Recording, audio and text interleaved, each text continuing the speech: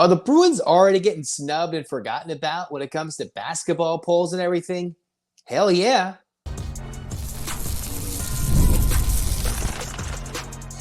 You are Locked On UCLA, your daily podcast on the UCLA Bruins. Part of the Locked On Podcast Network, your team every day. Welcome, everybody, to this edition of the Locked On UCLA Podcast. I'm your host, Zach Anderson-Yoxsimer. Thanks for making this show your first listen each and every day. It's free wherever you get your podcast, and it's available on YouTube. Like, comment, subscribe. Thanks for your support. This episode is brought to you by FanDuel. You can start the season with a big return on FanDuel. Place your first $5 bet, and you'll get started with $200 in bonus bets guaranteed. Visit FanDuel.com to get started. And where we get started today is the Big Ten preseason team came out, right? They announced the player of the year in the preseason. They had a 10-member all Big Ten preseason team. Some of you are going to be like, I'm not going to listen to this. We'll go to turn it off. But if you're getting where I'm going here, none of the Bruins were selected on this preseason team, all right? Let's go and look at this 10-man preseason team and tell you about the Bruins who aren't here. Oumar Ballo, we know that name. He's not in Wildcat Red and Blue. He is an Indiana Hoosier. Then you got Peyton Sandford from Iowa, Dawson Garcia from Minnesota. You've got Brooks Barnheiser with Northwestern, Bruce Thornton with Ohio State, Jackson Selstad with Oregon. Now, that's a familiar name. Ace Baldwin, he is with Penn State, Ace Baldwin Jr., I should say. Braden Smith, Purdue's player of the year in the preseason. You lose Zach Edey, and they got another preseason player there. It's their guard who plays a lot. All right, funny how they go from there. You got Dylan Harper, the true freshman in Rutgers, and Great Osabor with Washington, the transfer following their head coach into Seattle. All right, and again, the unanimous selection was Braden Smith for Purdue, who is the preseason Big Ten Player of the Year. There were no UCLA players listed. All right, none. And I wonder what that's going to mean when they release the preseason polls and everything, right? UCLA, man, like, were they forgotten about? Like, are you serious right now? This is a team that has quite a bit of production returning, right? You've got some defensive wizards. You've got some scoring guards. I think there's at least 2 to 3 players who could have made it on this list. Now I'm going to get cocky, and I'm going to be here. I'm going to be that a-hole right now and say, hey, when it comes to player of the year, they got Braden Smith. This is what the Big Ten sites talk about Braden Smith, all right? He was a starting guard, only player in the country to average 12 points, 7.5 assists, 5 rebounds per game, and only the second player in NCAA history to amass 450 points, 275 assists, 225 rebounds in a single season. I'm going to tell you right now, Dylan Andrews and the UCLA backcourt will hopefully be able to take him to school because the Bruins have depth. And maybe that's what's hurting UCLA in this situation, right? Maybe they're so deep. Mick Cronin has assembled a team that is such a candidate to win the Big Ten, although this conference seems extremely deep this year. They are Final Four worthy. I'm thinking third weekend for this team that every publication, different outlets, we all can't agree on who's the starting 5. Who's Mick Cronin going to start off right this year, right? I saw Ben Bolch tweeting, talking to Rod Palmer as to guys the Bruins aren't going to be able to take off the floor this year.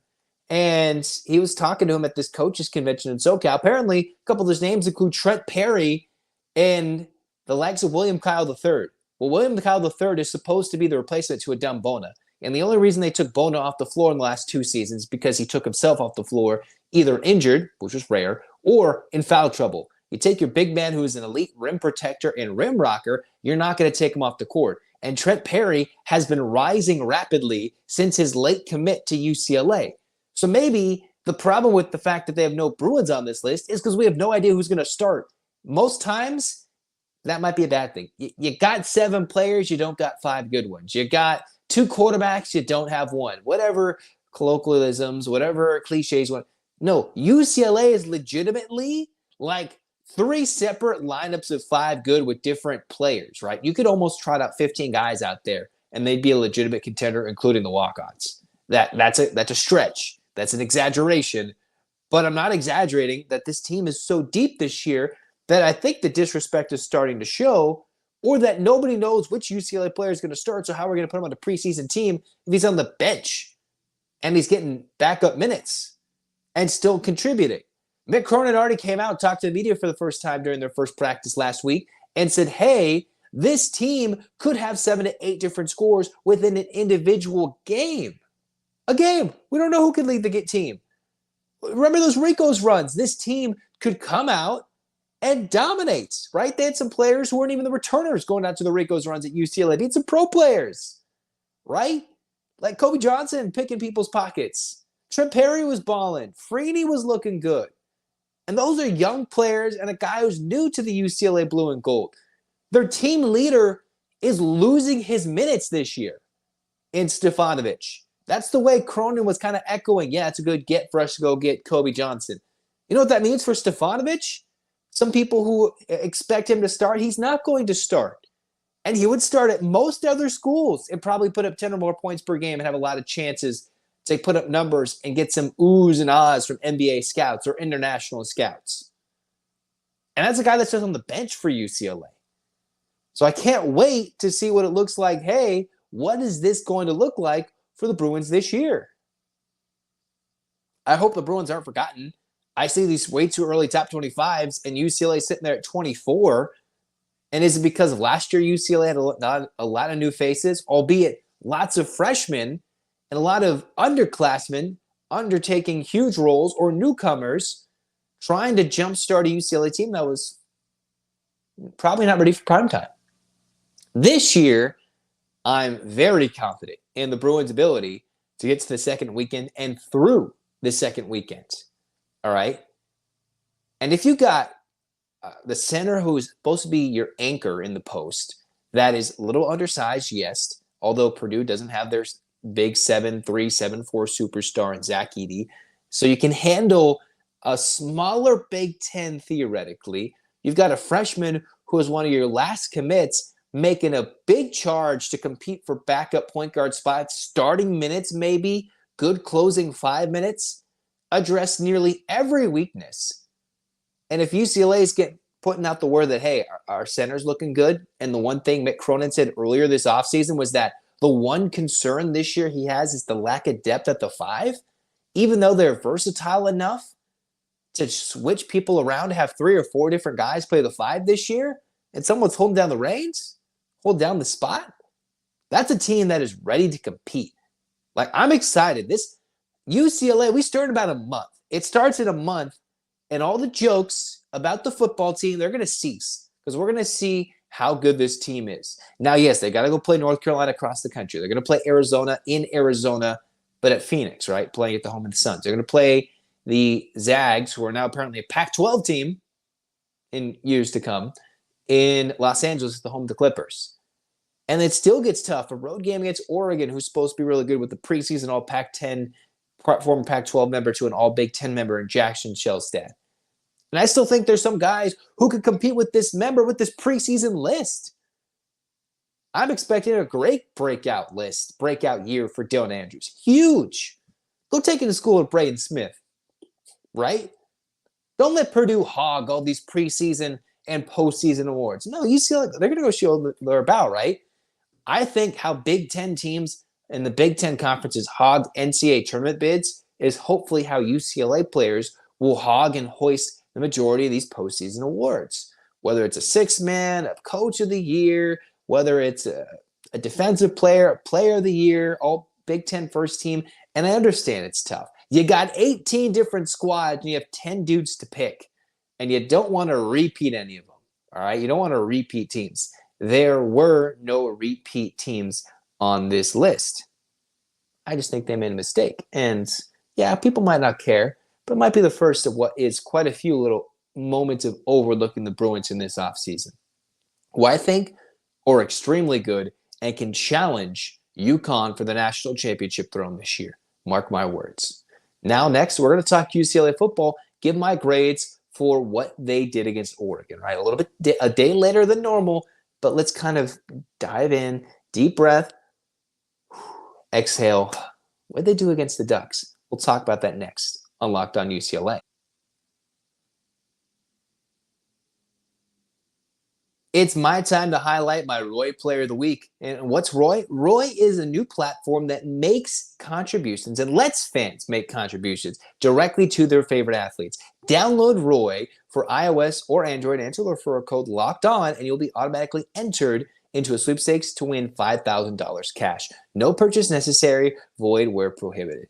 All right, this week I've selected the Brian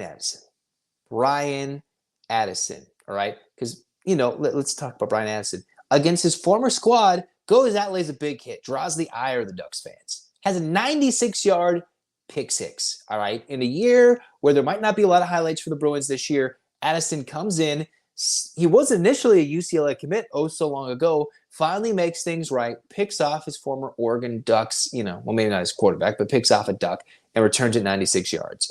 And what you can do is you can go give him $100 on Roy. Go give money directly to these athletes. If you're impressed with his performance on Saturday, you could show him some love too. Hop on Roy, throw him a few bucks. If everybody pitches in just $10, it adds up fast for Brian Addison. Now you have a chance to show your appreciation for a standout week, Brian Addison, as well as what he'll continue to bring to the program. Also, get off the sidelines and into the NIL game with Roy.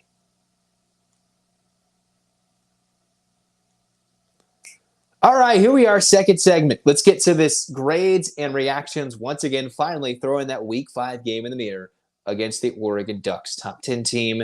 UCLA fell a little flat, a little short in a game where the Bruins fell 34-13 against Oregon. All right, let's think about this. What did UCLA have? Well, Oregon threw for 278 yards. They had over 400 yards of offense. They did throw a pick. They scored 4 touchdowns. Garbers threw 2 picks. One terrible decision, another one on fourth down. So if he's trying to squeeze it into a spot in fourth down, which actually put the ball much further back, I don't have a problem with it with the game on the line. And I think that was his last throw. All right. So let's talk the offense, because this offense is a work in progress. The O-line has just not been up to the challenge, right? Remember, they have Nicky Prongos, who is the new starter announced. He's finally getting that chance to move around. UCLA just hasn't been able to solidify certain spots on the O-line. They're moving a guy from a different spot to center, right? It's a mixture of pieces. With an O-line that was pieced together last year poorly by Chip Kelly after 2 straight years of an O-line that would not even touch DTR.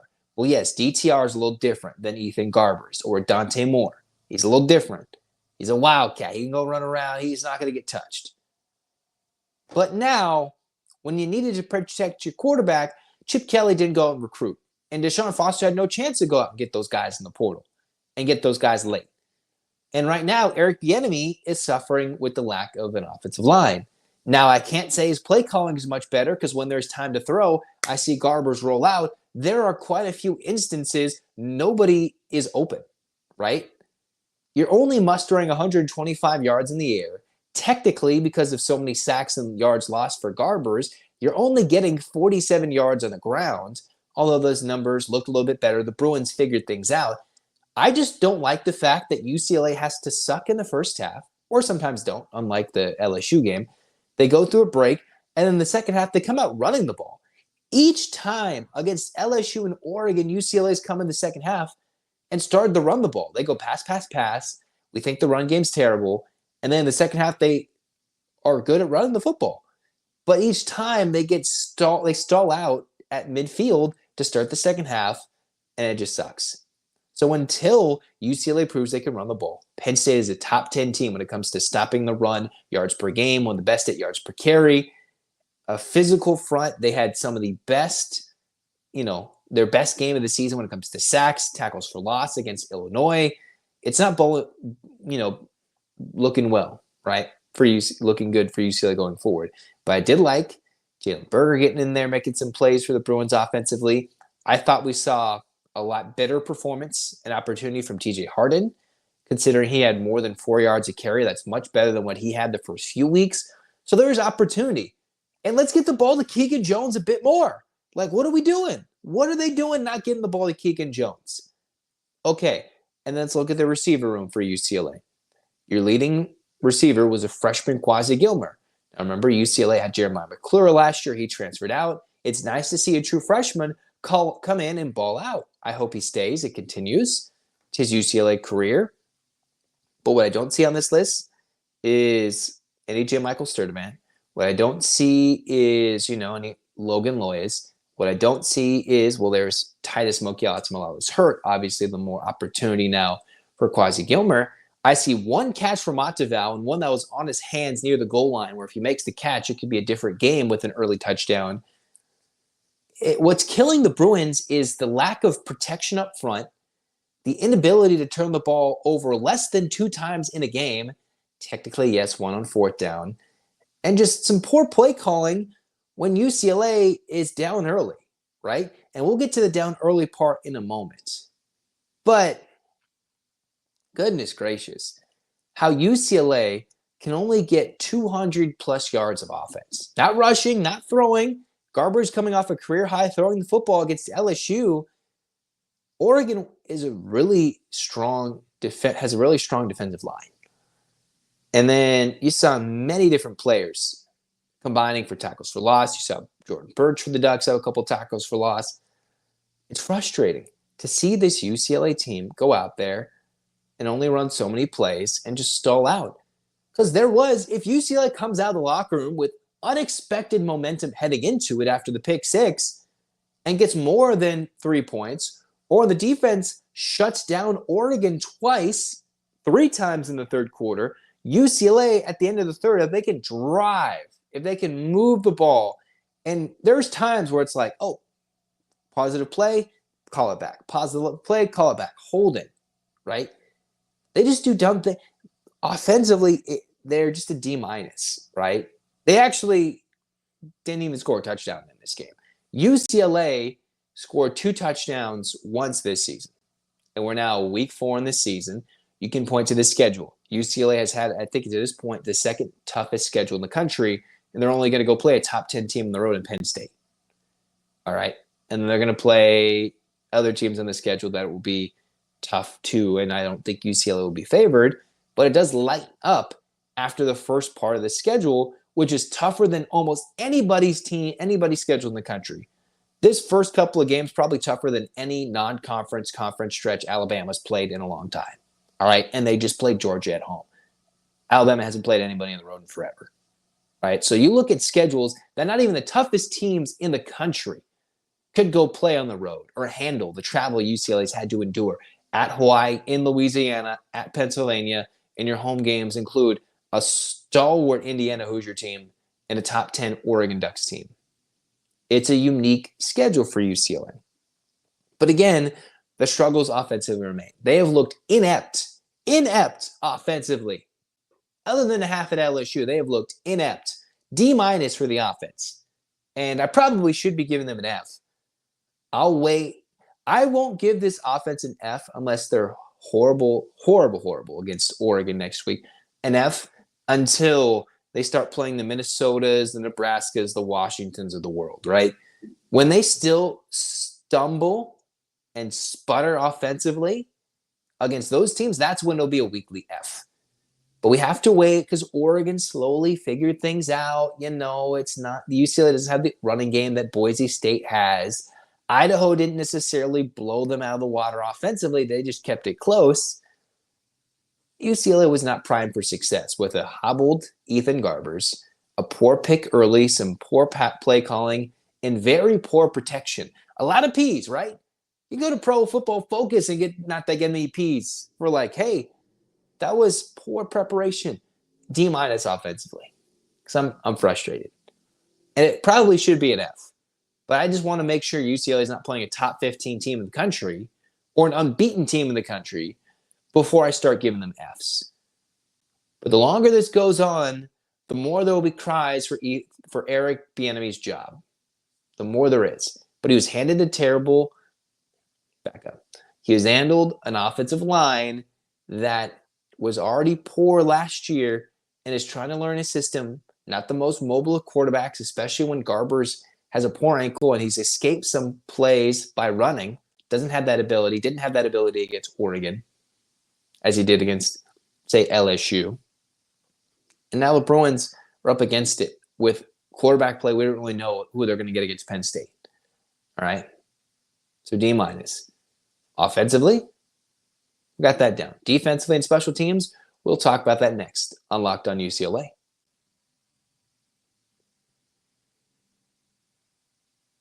Hey, NFL fans, you can start the season off with a big return on FanDuel, America's #1 sportsbook, right?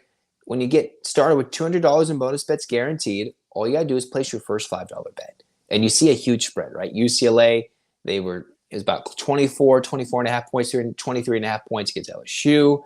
An equally big spread against Oregon of at 25.5 points. It's even bigger against Penn State. All I'm going to tell you, when you're looking at that, UCLA, with those big numbers, they've covered the last 2 weeks.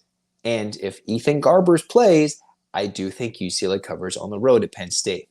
Against any conventional wisdom, check it out. That's why you should check out FanDuel.com, place your first $5 bet, and get $200 in bonus bets guaranteed on FanDuel.com, America's #1 sportsbook.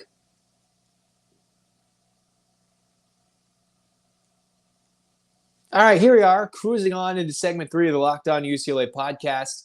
What do we got defensively? I made a big, long rant, which didn't amount to anything, about how UCLA needed to not give up a first drive touchdown. And what did Oregon do? Milk the clock for like 6-7 minutes, go down. Dillon Gabriel completed the majority of his passes. They ran it for 150 yards.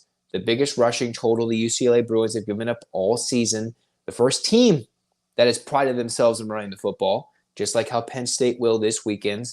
Oregon just likes to throw the ball because they got Dillon Gabriel, so why not throw it 41 times while they ran it 36? UCLA, I was going to give them a full letter grade better if they were able to stop the opposing offense from scoring in the opening drive. One of these days that will happen, and it'll be a scoreless game heading into the second quarter, or 3-0. And that's not what happens. And then UCLA responds with the field goal. As there's been a lot of talk about complementary football. The defense is playing better than the offense. Much better. But you can't start giving your offense a 7-0 deficit every single time when they have to go down and score every time, a touchdown. And that's been 1 per game, other than the LSU game, and none in the Oregon game. So you're going to get a D on defense, because a D+, despite a little pressure, despite seeing Sharif say out there, despite getting a pick 6 and a shutout third quarter, I am just frustrated with the fact that for the 4th consecutive game this season, the opposition has come down and scored a touchdown, not a field goal. We'll bend it up. They have ended in the end zone, pay dirt, every single time. Every stinking time. And if Penn State does that this weekend, it'll be an ugly affair. Ugly affair if that happens for the Beavers, for UCLA, who are trying to figure it out. And Penn State's not going to beat the brakes off you. Penn State probably has what might be the least dynamic offense from Indiana, from Oregon, LSU. Now they're stronger running the football than the majority of those teams. They might have the weakest quarterback play of those teams. But if UCLA can't come up and dominate, it's okay. UCLA, you look at those rushing numbers. Oregon, 36 yards, 4.3 yards per carry, 153 yards. The Bruins, they gave up only 3.5 yards per carry. They're one of the top 34 teams in the country in yards per game, close to that when it comes to yards per carry. But Oregon was the first team that's like, we're going to challenge you. And their top rusher, Jordan James, 100 yards, 20 carries, 5 yards a carry, 1 touchdown. Now, UCLA was able to stop them in the third, pin them back. So I did like a shutout third quarter. But anytime you give up 34 points, and if it wasn't for pick 6 or Tez Johnson slipping and the ball finding the hands of Brian Addison, who laid out an Oregon player, ran it back, and what should have been a 35-3 game at the half turned into a 28-10 game and gave UCLA some momentum, and all of a sudden was like, what's going on? It's still a D+ because Oregon moved the football, right? They had a double pass that was wide open that should have resulted in a touchdown, but Tez Johnson overthrew the dude, all right? See, the 2 biggest plays that went to UCLA's favor that didn't result in touchdowns and one going the other way was Tez Johnson overthrowing a double pass should have led to an Oregon touchdown. And then you had the likes of him slipping and falling, still not the best of passes either from Dylan Gabriel. I like that they forced a turnover. It felt like a game they would force a turnover compared to the LSU game. They did. Any means necessary, right? You close in. The thing I don't like is how much gap there is between the receivers and the secondary. There's so much room for those short passes to be completed, so much time for the quarterback to throw that you're leaving your secondary on an island, having them give that much room, so much space, playing that far off the line. And yes, maybe they're going to get burnt off the line if they play a lot closer. It's just frustrating that they can't generate a consistent pass rush. They haven't had a sack since week 1. And the underlying numbers state UCLA, yes, their defense is not good. I do think they're better than advertised. They're not last year's defense. They're not a good defense, but they can hold their own, make some plays, and pitch a shutout quarter or keep them out of the end zone, although Oregon did score a touchdown late in the 4th that really broke the game open. They can go through stretches where they can keep the team off the scoreboard and keep UCLA in it. It's just the offense just gives the ball up at midfield 2 or 3 times, goes out 3 and out really quick in 45 seconds, commits a penalty. So instead of getting a first down, changing field position, the defense is up against it. So it's not all the defense's fault. The problems lie offensively because that's the unit that's supposed to be leading this team, and they're not. But defensively, D+. Until UCLA does not give up a touchdown on the opening drive, I cannot give the defense any higher, unless they play spectacular, than a D+, C- at this point. They have to play much better or just simply not give up a touchdown on the opening drive and play well for the opening 15 minutes. But so far, the scripted plays from the offenses that they have worked on all week have been executed to perfection in weeks 1 through 5, games 1 through 4 for everybody. Hawaii, Indiana, LSU, Oregon. And I hope it's not the same against Penn State. Now let's talk about the special teams unit. A+.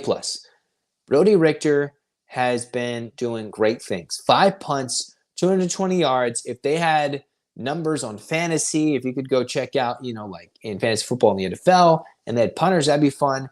Brody Richter lands one inside the 20. He had close to a 50-yard long punt. He pinned Oregon back deep. UCLA was able to change field position. When Oregon was back in on their own end zone, the Bruins got to stop. In the last few weeks, he's pinned a couple of teams inside the 10-yard line, inside the 15, 3 times, LSU and twice against Oregon. Only one of those that result in a stop. But Richter is doing his job, and he's doing great. Bagani fixed it out. 2 kicks, a 54-yarder where he stretched out as far as he could, eked it over the crossbar. I'm proud of what the special teams unit did. An A+. Maybe we'll get something on the return game one of these days, but the Bruins have to get stops and scores. Bagani made his career long, close to it, right? And I can see why maybe that's where the Bruins want Glessner, because Bagani didn't have much beyond 53 on a perfect night. So on a poor weather day, probably doesn't have more than 48 yards in him. And Glessner can clearly kick it 50-plus yards, maybe 55. But Bagani is more accurate and just right over the crossbar. And that's what I liked.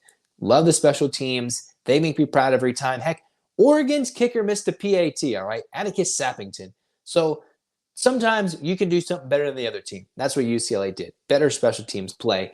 Pinned them deep, punted it quite a bit, and made some plays. I hope it's better overall. Yes, UCLA could be much better. They could much better play calling. Wish they had a better line, better decision making. Were more consistent on defense. Just weren't manhandled on the D line as much as they are. But we did see some faces make some plays. I just like them to play a bit more consistently and hope that they get a little healthier. Right? Can Cajo come back? Can we see a little bit more from Sharif Say? Of course, Keanu Williams is already out, but hopefully Tawia is somebody who can be healthier and be a more impactful player after being banged up heading into this game, heading into the LSU game. That's what I hope. That is what I hope. But until then, go Bruins. And what we're going to talk about next on Locked On UCLA, we're going to talk about a big week for an official visit for Nick Amenia. Check that out. We'll talk a little more Penn State. We'll talk more basketball, and we'll have a crossover with Locked On Nittany Lions later on in the week. So get your hands up, Bruins fans. 8 clap time, baby. And 1, 2, 3, 4, 5, 6, 7, 8. UCLA. UCLA, fight, fight, fight. This has been Locked On UCLA. Zach signing off. Go Bruins.